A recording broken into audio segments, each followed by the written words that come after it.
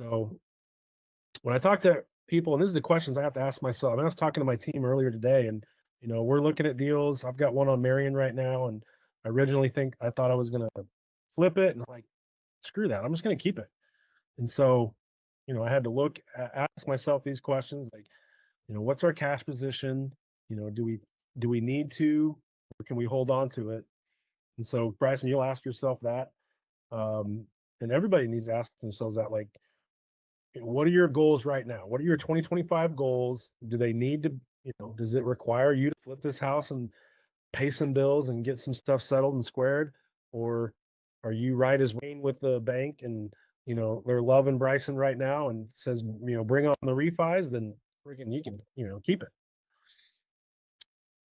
But your numbers are solid. I mean, they're super solid. And this is exactly, what you would do. Your agent would go through and they would say, okay, there's one over on Kokomo that just sold for 150. I started to pull up another one. They're going to go through with their MLS tools, but you're going to see what else is around. Here's one.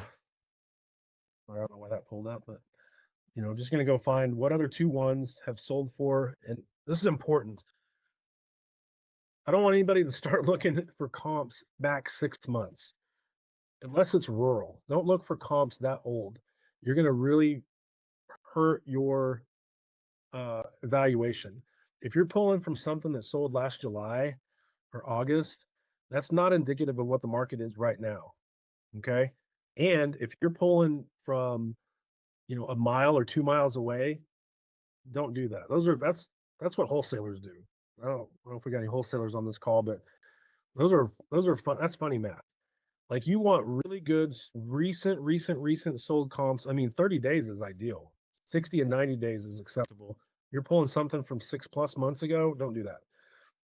Because there's always some house around the corner that sold for twice what you think it's going to sell for, and it happened 6 months ago, and they just happen to have an extra bathroom, and whatever. You can talk yourself into some scenario that's going to get you in trouble. So recent sold comps, and then just as apples to apples as you can get them. Okay. That'll keep you out of trouble. And that's what appraisers are going to look for anyway, unless it's rural. I mean, the only reason you deviate from that plan in the geographic area, like, don't be pulling from a mile or 2 miles away. Like, you want to know what the house 3 houses down sold for. That's going to be your best comp.